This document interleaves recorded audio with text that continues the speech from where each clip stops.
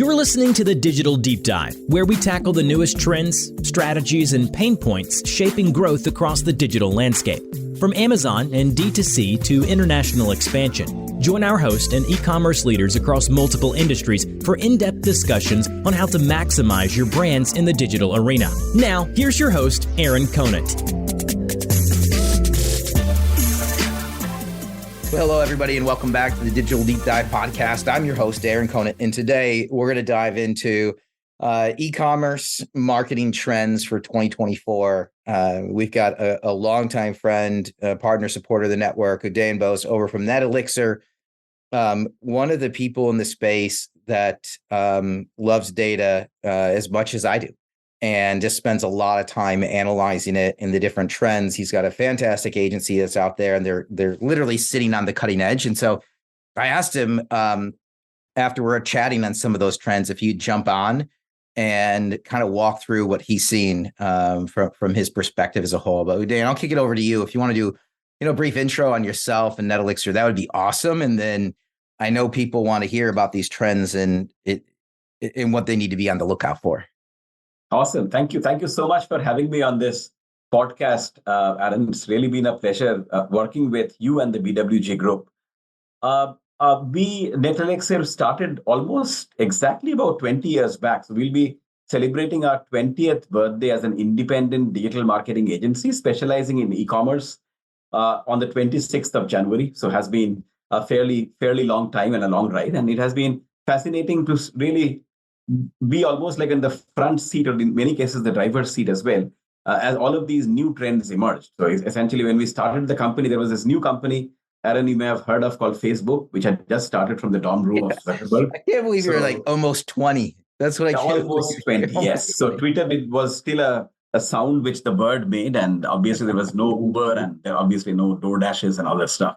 So it's interesting, fascinating, and I really have a bit of a sense of deja vu when I really go into discussing the 2024 trends as such. But we have seen just an absolutely incredible year in 2023, where I think a lot of the unique forces or different forces coincided. The biggest one, as I'm pretty sure all of you are aware of and probably cognizant of, are essentially the generative AI and AI, how it really transformed our worlds. Essentially, AI, just on a very personal basis, forced us to rethink the entire digital marketing agency structure. And we have now worked almost nonstop for 11 months to really transition all of our processes onto generative AI. So literally building an operating system very similar to, let us say, campaign management system, but building our own GPT on top of basically GPT-4. And we also, as Aaron, we have our own Elixir Insights technology, which is the machine learning platform which helps proactively identify the high-value shoppers and target them very precisely with the new forms of Google ads like Performance Max and Meta ads like Facebook Advantage Plus, and drives about 3 to 10 times as much of an ROI as the regular audiences and so on. So it has been a fascinating time transforming the agency, because I firmly believe that the 2019 digital agency model now is obsolete. And I know I'm starting with a very broad and a very big statement out here, but the classical agency model is no longer valid in today's world. And a big chunk is happening because of 3 themes which I wanted to talk about today. The first theme, which I call the mega forces, if you may, the first big theme is understandably last year saw the emergence of ChatGPT and the generative AI. This year, you will saw an unbelievably quick, almost like an explosion of generative AI technologies and platforms. And most importantly, you will saw tremendous amount of gain moving forward in terms of innovation, as well as adaptability, as well as, more importantly, just the widespread usage across. So 2024, I firmly believe, will be the year when chatbots really will become our best friends, probably, or most like co-pilots or co-workers in office.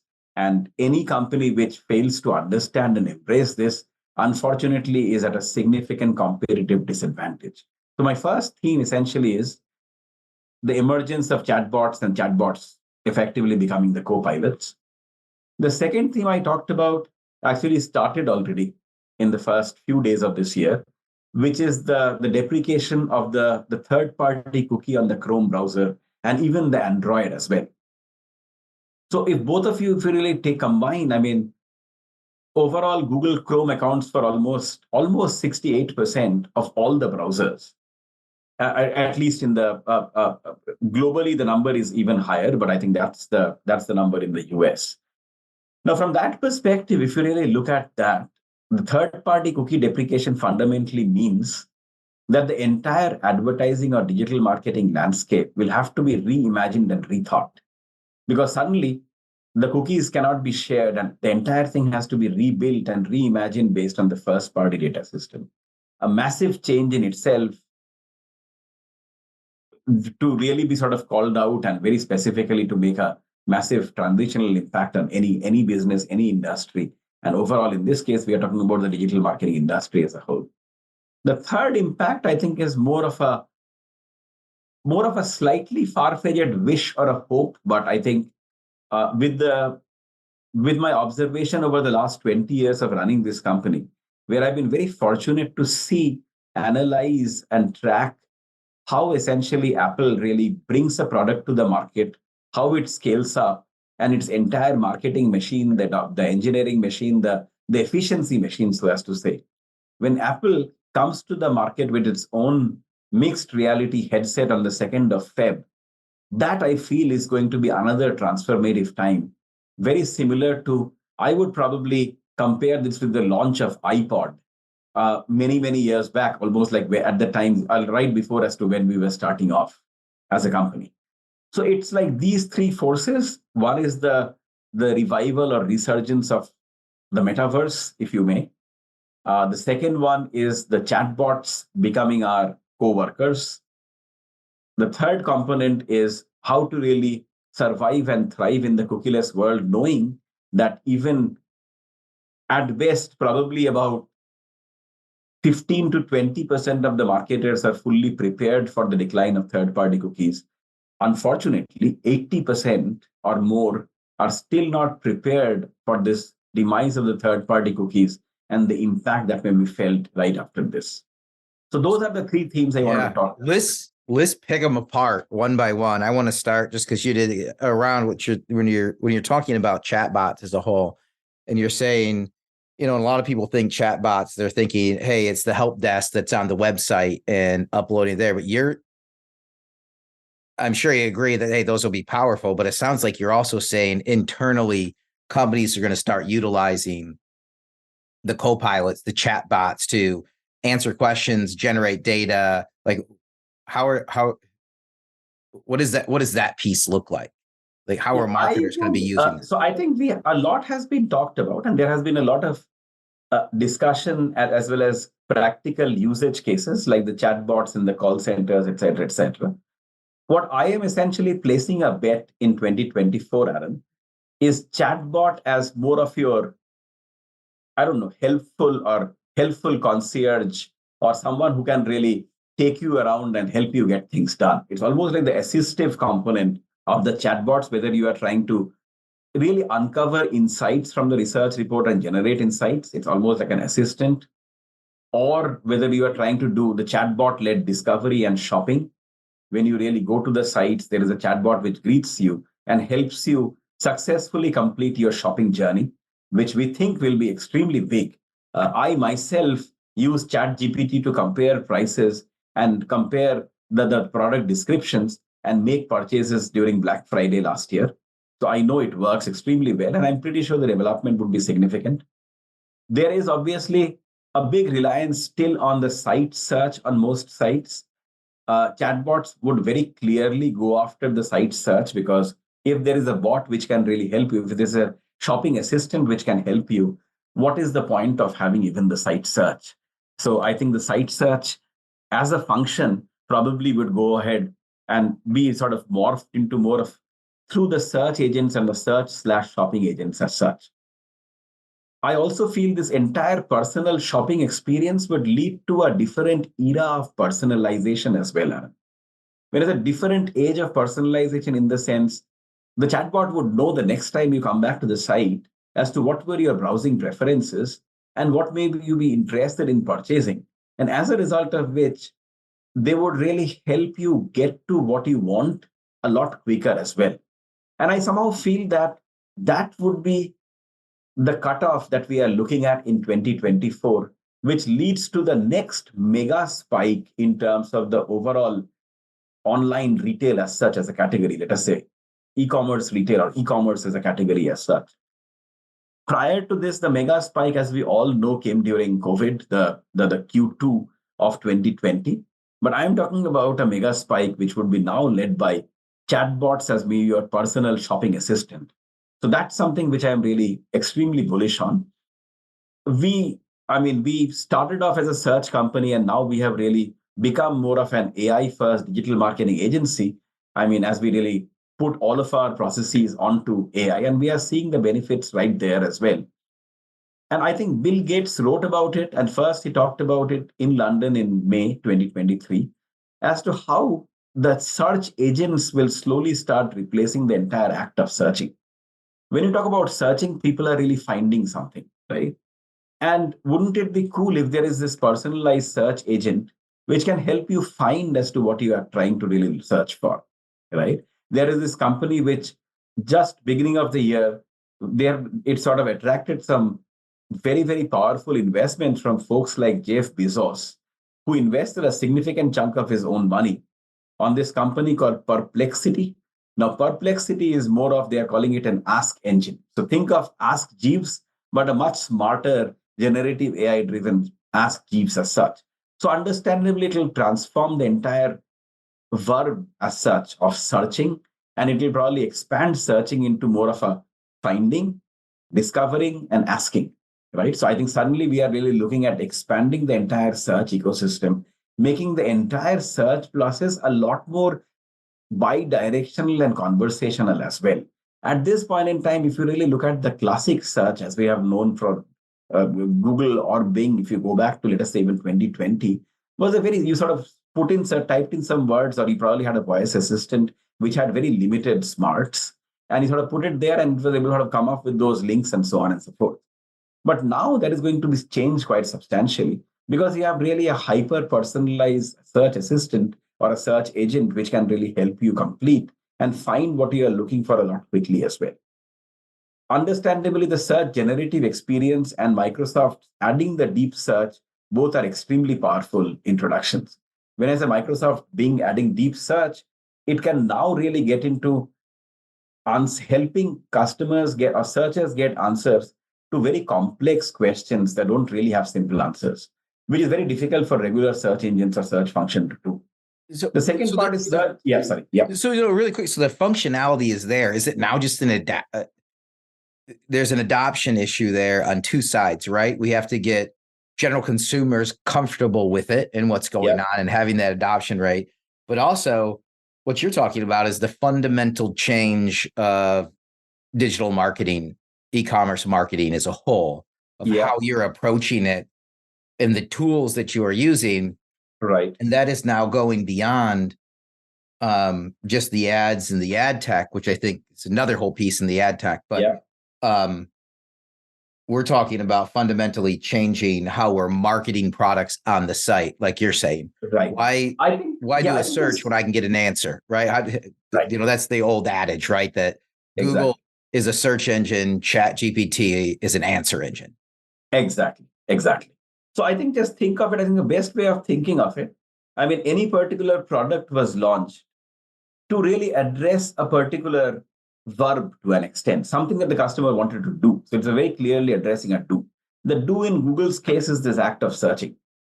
Now that verb essentially is now substantially getting expanded because now the customer really wants to discover, compare, ask, and all of this can be done very effectively by a generative AI-led chatbot, right? Which we call the search agent. And that's the powerful part. And Google is starting to roll out the search generative experiences. So even the Google page would look very different. I mean, those of you use Bing already know that the Bing page look is extremely different compared to as to how it looked just a few months back. And last but not the least, these are extremely powerful. Like Microsoft essentially last about 2 months back, I believe, 2 months back, they launched something called Deep Search, which is more of a new optional generative AI feature meant to help searchers with complex questions that don't really have simple answers. Now, that is like having a conversation with an expert as such, right? So it's extremely deep in terms of the meaning, the value it adds. Most importantly, simplifying anyone's life rather than them have to really painstakingly go through clicking on different links, just going in. And How, this, yeah, I'm sorry. you don't know, when does it become like verbally conversational? Because we talk about conversational AI, but we're still sitting typity type back and forth. We don't It has have already to be started. anymore, right? It Like, already started, and I think I am actually placing a bet by the end of 2024. I wouldn't be surprised if we see either high single digit or low double digit percentage of searches happening, just conversations or voice activated, right? And those are big numbers because those numbers are not even a percentage now. I'm talking about a massive increase for exactly the same reason, because the complex search queries now can be answered. And effectively, there is no reason why they cannot be answered if I ask a question. It's almost like, as I mentioned, I talked to an extremely knowledgeable person called Aaron. Instead of Aaron, I'm talking to an extremely knowledgeable person called whatever, the chatbot XYZ. So that's how it is going in. And it is leading also to another very important component. The overall core search market is increasing quite substantially. Core search market includes your web search, so the classic Google search, plus the generative AI search, which you can call the conversational search or whatever, the chatbot-led search, and so on and so forth. And that is exploding substantially as well. So those are the things which are all in play.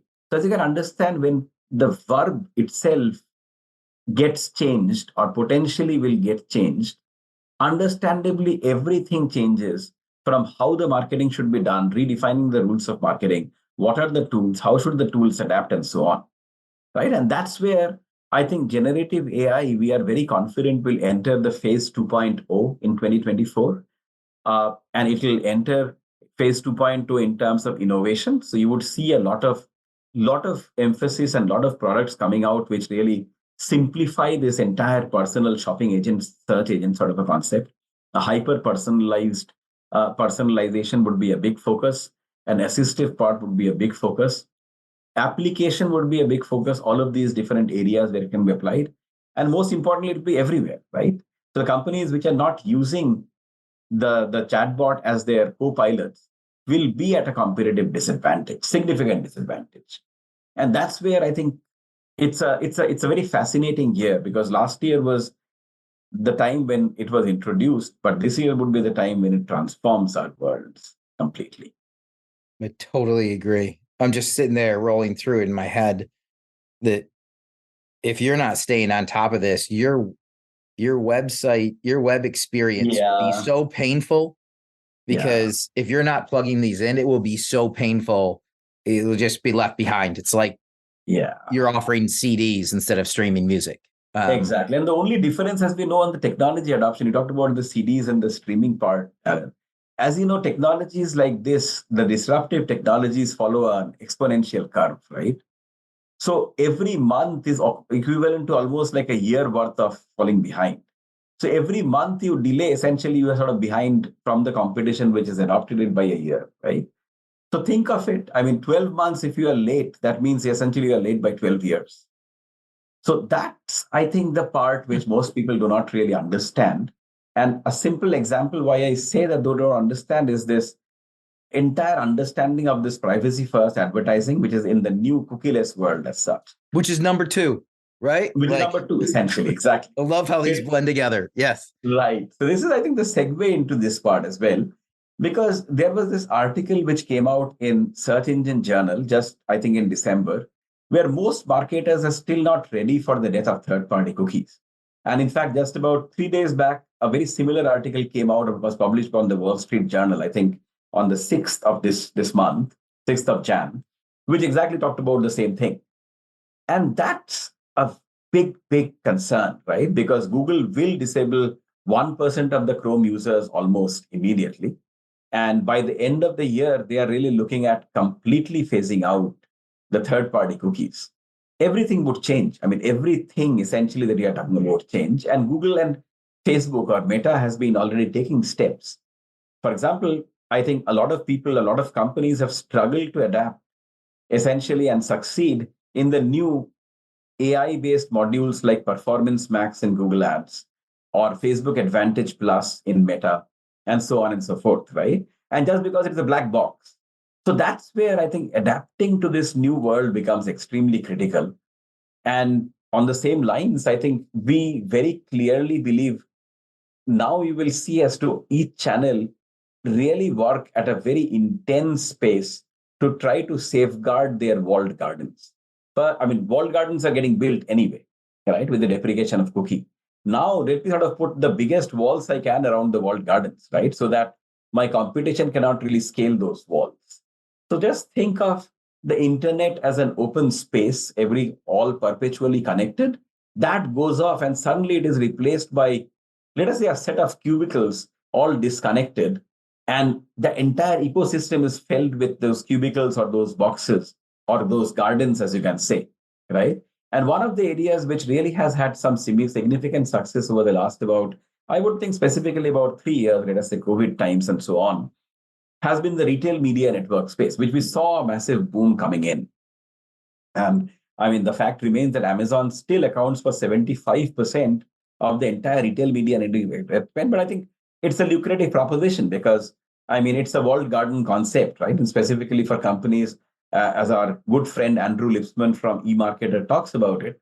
I mean, it's essentially the companies with stores as well. There is a great way to connect the in-store presence and the online presence and build your own walled garden. The struggle is that it is still extremely skewed. If you really look at overall the ad spend, which is going behind retail media networks, Amazon accounts for 75% per eMarketer insider intelligence. And the balance really sort of is shared by the next 4 retail media networks, which is Walmart, Kroger, Target, and eBay. You know, right? What's really funny too? Just the podcast episode before this one with airing takes place. It's actually with Microsoft Retail Media Network. Okay. Yeah. They're jumping in through an acquisition all in. And it's a super interesting episode. With Nate Pinkston and Paul Brenner from Vibenomics about what they're trying to do in the space. So I totally agree with you. It's so big and it's so lucrative. I mean, Microsoft's like, we're in. Yeah. So that's where I think we'll see a fair amount of consolidation also this year, because McKinsey had produced this very interesting study, which is called the 6 Secrets of Unleashing the Power of Retail Media. I mean, it was published mid of last year. And it talked about providing differentiated value is a must. And a lot of the smaller retail media networks which have just started, they are struggling in terms of delivering performance, right? For example, delivering ROAS, delivering traffic, audiences, unique audiences, et cetera, et cetera. So again, what you would see is, as you mentioned about Microsoft jumping in with the retail media networks, I expect Google to do the same thing as well. I mean, Google has tried to do the Google Shop earlier as well, right? TikTok, you have already seen jumping in with the TikTok shops. So theoretically, every walled garden will try to monetize the people while they are there within that walled garden as well. Also, let us not really forget the importance of potentially Instacart, DoorDash, and Grubhub also making a play, because these guys are growing as a retail media network. And I mean, Instacart, as I think all of you probably know, is led by Fidji Simo, who comes from a very strong Meta advertising background, right? She was a leader at Meta Ads. She's a CEO, and she's an extremely smart woman. And understandably, she has made her intention very clear that Instacart will be a player in terms of grabbing these ad dollars. So it will be an extremely interesting year for retail media networks, because there would be 3 key forces which would be at play in the retail media networks. One, I think all the walled gardens will try to really monetize the audiences while they have it, right? Before the audience leaves, right? So essentially, you talked about the Microsoft sort of jumping in, Instacart jumping in, again, the same situation. The second part is the viability of a network, specifically for smaller networks as such, will be significantly questioned, right? So can the networks provide you scale? Can they provide you that profitability, ROAS, et cetera? Big question there. So I think we would see some of the networks probably phase out, and a bit of a consolidation will happen in the industry. The third component is, which I am very excited about, Andrew, and I don't know as to Aaron, as to what is the situation in this one. I would be very interested in understanding, because I think yesterday at CES, Amazon already announced a massive amount of focus in terms of doing generative AI in everything, right? So what if in the retail media networks component, you use the entire search and shop agent, a personalized search and shop agent? So literally you have a sales guy who's in a very non-intrusive manner trying to really take you through this entire experience as such, thereby improving the conversion rates of the retail media network significantly. So these are the three factors I think we have to keep in mind very clearly when it comes to retail media network. But I firmly feel that 2024 will see an incredible amount of activity in this particular area as such. Yeah. I mean, I know, and I brought us up on a couple other podcasts as well. When you're talking about, there's two sides of it. There's the personal assistant that's walking you through, but there's also on the back end, the AI and the generative AI that's creating ads, placing the ads, changing the bids, putting in front of the right, person, personalization. I mean, when those two things are working together, we're going to see a phenomenal shift in the way, people are marketed to and how they buy and purchase. Absolutely. A year from now, it's going to be crazy, because we just think about how far ChatGPT just came in a year. Oh, yeah. When I think at the beginning, everybody thought it was kind of like the metaverse. Yeah. Right. Like, which is kind of a good transition to the next one. Originally, the metaverse blows out of the scene, and people are looking at it from the standpoint of, hey, it's kind of gone. It was never gone. It was never gone.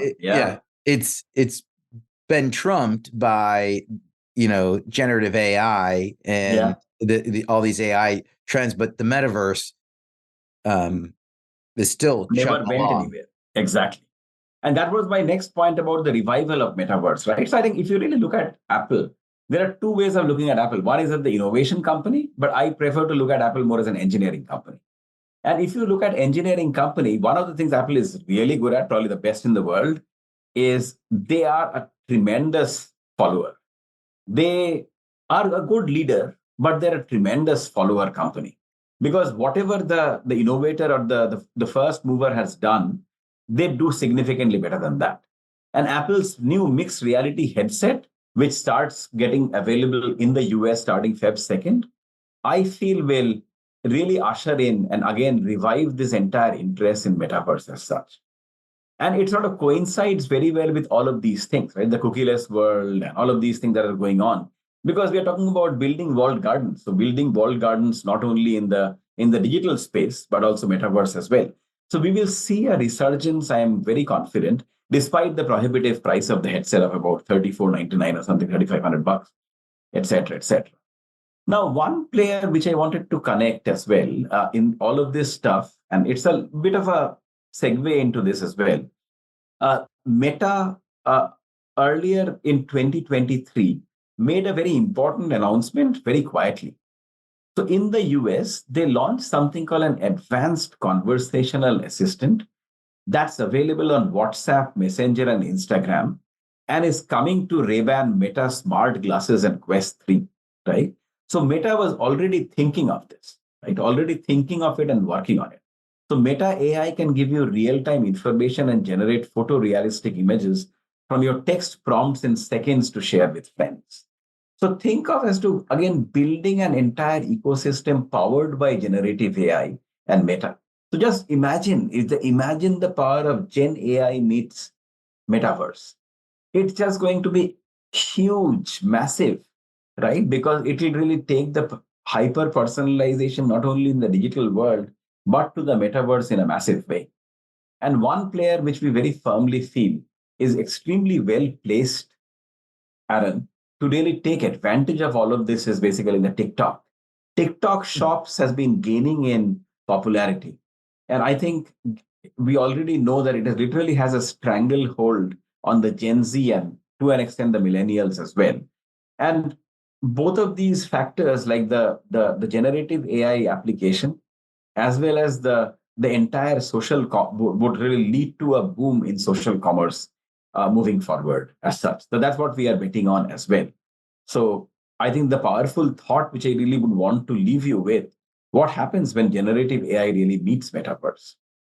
So those are, I think, some of the trends. And I mean, it's just But that's, a I mean, lot. wasn't the drawback with the metaverse that it was too unrealistic almost, Yeah. I think, Yeah. right? For it to be truly interactive. I know there's the gamer aspect, right? Yeah. And, a Roblox or a Fortnite, but for general adoption, it was kind of that it's not quite real. I know I'm totally in a game, Right. or it feels that way. Yeah. And so we had to have this point in time where you could have interactions with something that's nearly realistic. Yeah. Yeah. So in this case, I think there are two things which have happened, right? One, obviously, Gen Z's buying clout has significantly increased in the last about 18 months when metaverse used to be a talked about theme. The second part is Gen Z is fairly comfortable. I mean, even I would actually be very interested, and I'm really tracking Roblox very, very, very closely because I want to see. I think there is a big, big metaverse play that they'll make sometime this year as well. And using generative AI just makes it hyper personalized. The point is, I think if you really look at any technology for it to succeed, it really has to fit into my life. And unfortunately, not everyone is a gamer, right? Fortunately or unfortunately, not everyone is a gamer. So it didn't really fit in most people's lives. But I think there will be a time or will be an inflection point where it fits into people's lives. And that would be the tipping point when things really sort of, again, take that exponential curve as such. And I firmly believe that Gen AI will help identify and create that point as well. So it's a very fascinating juncture, Aaron. But I would be very bullish in terms of as to what happens as such. But as you can see, there is a lot to unpack, right? There is a lot of changes, and these changes, as I mentioned, that's the reason I talk about the major themes or whatever it is for this year, right? These are mega themes. These are mega moments for the entire digital world as such. And one of the things that we are seeing is most of the marketers, if not all of the marketers, are struggling big time because it's a new concept.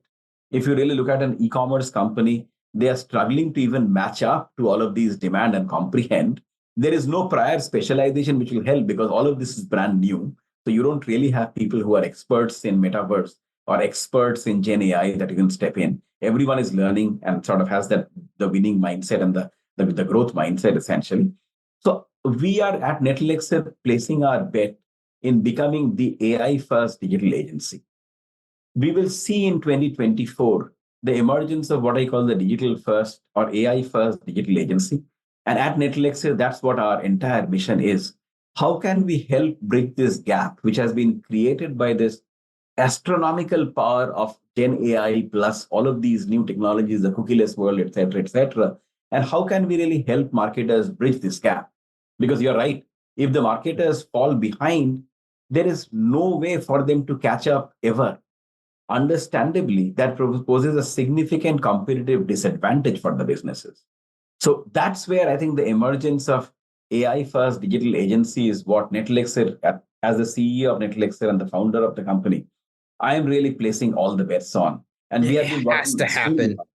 I mean, Has to happen. the issue, that marketers have, especially digital marketers, is there weren't enough of them around when COVID hit. Yeah.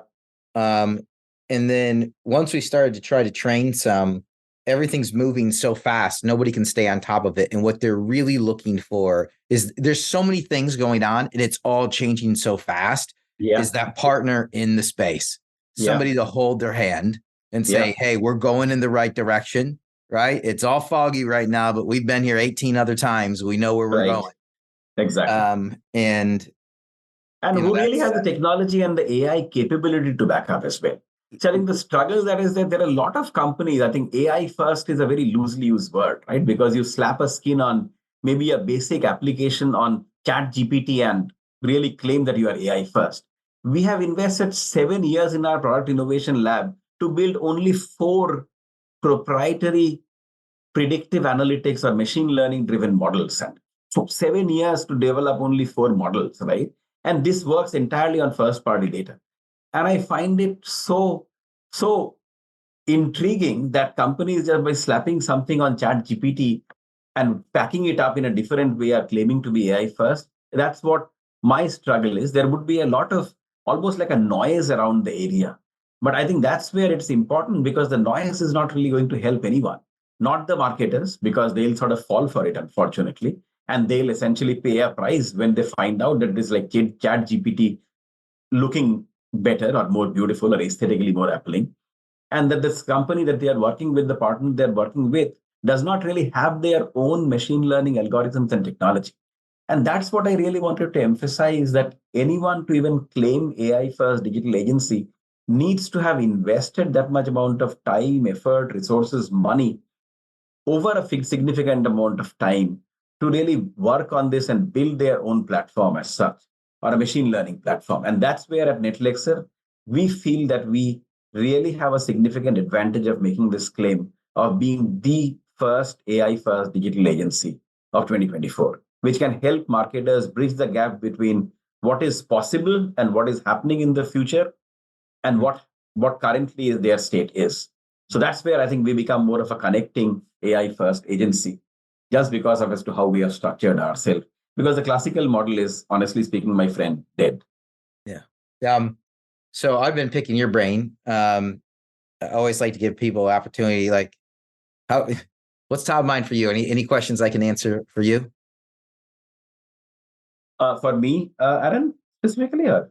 Yeah, I mean, do you have any questions for me? I always like to throw it back there after I pick your brain for 40 minutes. A couple of things which I am definitely interested, because you work with a wide range of brands and you work with a wide range of providers as well, right? And one of the things that we have been championing a lot at our company is the importance of this growth mindset, right? It has become a cliche in certain cases. Unfortunately, it is not.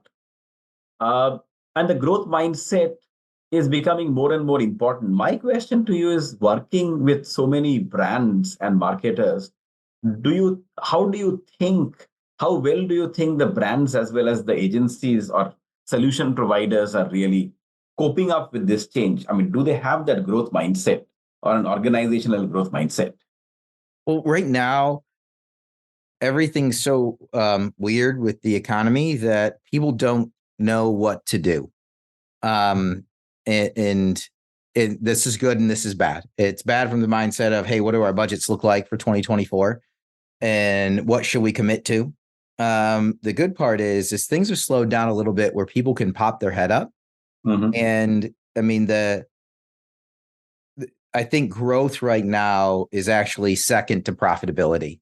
Mm-hmm. And I think growth Absolutely. Is what's going to happen on the back half of the year. So right now, there's a ton of agency rationalization, right? Mm-hmm. You signed up for somebody and you realize they're not quite as good as you thought, but they were the right choice at the right time because you were flying so fast. Mm-hmm. And now you're realizing, like, wait a minute, I've got competition that's passing me. So there's tech stack rationalization. What do I really need? Mm-hmm. And then there's overall rationalization around the headcount that you have internally, and is it working or not? And that's mm-hmm. all being governed by profitability as a whole. Mm-hmm. And that's going to be figured out in the next 3 to 4 months. I think I have a lot of conversations right now around, hiring the right people. I have a lot of conversations around who's the right tech partners and what does my tech stack look like, even to am I on the right platform?